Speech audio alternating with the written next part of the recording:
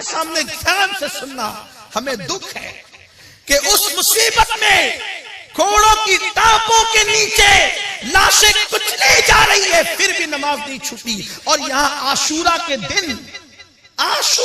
دن مسجدیں ویران ہو رہی ہیں، مسجدیں چھوڑ کر میری قوم مولا حسین کے نام کے جلوس نکال رہی ہے. اور جلوس پر مجھے اعتراض نہیں، ہم جلوس کے منکر نہیں ہیں، نہ میلاد کے جلوس کے منکر ہیں، نہ شہادت کے جلوس کے منکر ہیں، لیکن اس جلوس میں تم ناچو گے، آپ ناچو گے اس میں، حسینیوں تم ناچو گے، تمہارے اندر اتنی ہمت.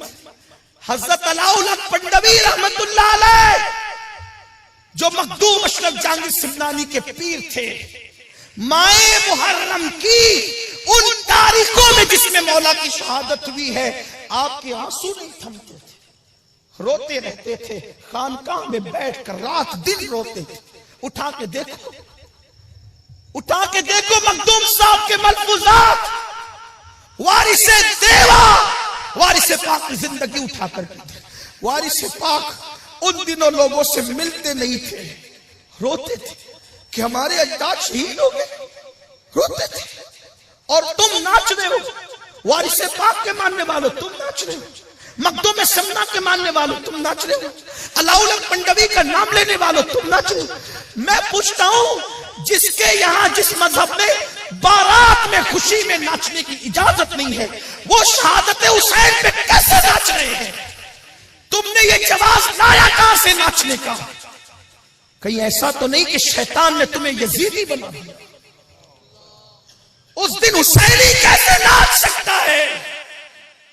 اس دن تو لوگوں کی کیفیت جدا ہوتی. ناچنے کا تصور ہی مذہب اسلام میں نہیں ہے. کب تک جہالت کرو گے؟ اور سنو، میرا تو ایمان ہے کہ شہید زندہ ہے، اور میرا حسین تو سید الشہداء ہے، وہ شہیدوں کا سردار ہے. وہ اپنی قبر انور سے تمہیں بھی دیکھتے ہیں، ہمیں بھی دیکھتے ہیں.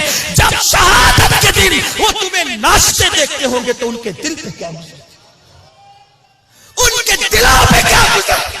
اسی دن علی اکبر کا، اسی دن کے لیے علی اکبر کا لاشا اٹھایا تھا کہ تم علی اکبر کے لاشیں اٹھانے کے دن ناچو گے. کیسے اٹھایا تھا لاشا علی اکبر کا؟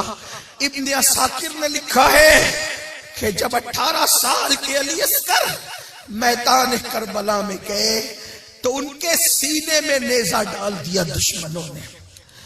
جب نیچے گرے آواز لگائی میرے ابا میری مدد کرو، تو مولا حسین مدد کے لیے گئے تو علی اکبر نے کہا ابا جی میرے سینے میں بڑی تکلیف ہے، میرے سینے سے آپ یہ نیزہ نکال دے، میں اب بھی لڑ سکتا ہوں. 56 سال کی طاقت اکٹھا کی، اس 56 سال کی عمر میں آدمی کی طاقت، انسان ڈرنے لگتا ہے.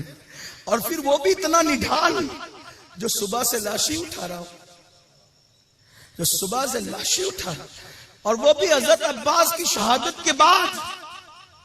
مورخوں نے یہاں تک لکھا، علامہ عبدالسلام رضوی رحمت اللہ علیہ لکھتے ہیں کہ جب عباس شہید ہوئے تو امام حسین نے کمر پہ ہاتھ رکھ لی اور جھک گئے، کہنے لگے عباس تیرے جانے سے میری کمر ٹوٹ گئی.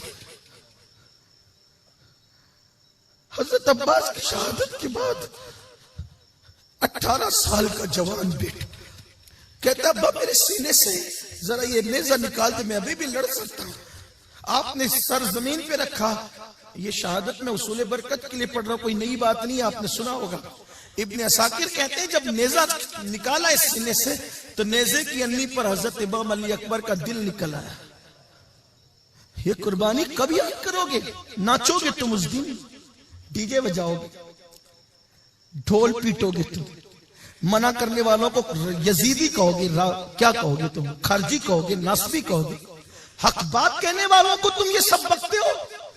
تم نے کون سا حسینی جیسا کام کیا؟ میں چیلنج کرتا ہوں، تم نے شہادت کے دن ناچنا شروع کیا ہے نا، مجھے نبی کے گھر میں شادی کے دن آپ ایک دن کا ناچ بتا دیں. میرا چیلنج ہے. جہالت کی وادیوں سے نکلو، اہل سنت کے مسلک کو بدنام مت کرو. وہابی دیوبندی باطل فرقے محنتوں سے جو بدعقیدہ نہیں ہوتا وہ تمہارے کرتوت سے بدعقیدہ ہوتا ہے. وہ بتاتے دیکھو یہ سنیت ہے, یہ سنیت ہے, یہ ناچنا سنیت ہے, شہادت کے دن ڈھول پیٹنا سنیت ہے. کہاں سے ثابت کرو گے یہ سنیت؟ امام حسین کو سر سجدے میں کٹائے اور تم اس دن ناچو. میری بات بری لگے گی آپ کو لیکن حق ہے. اور تو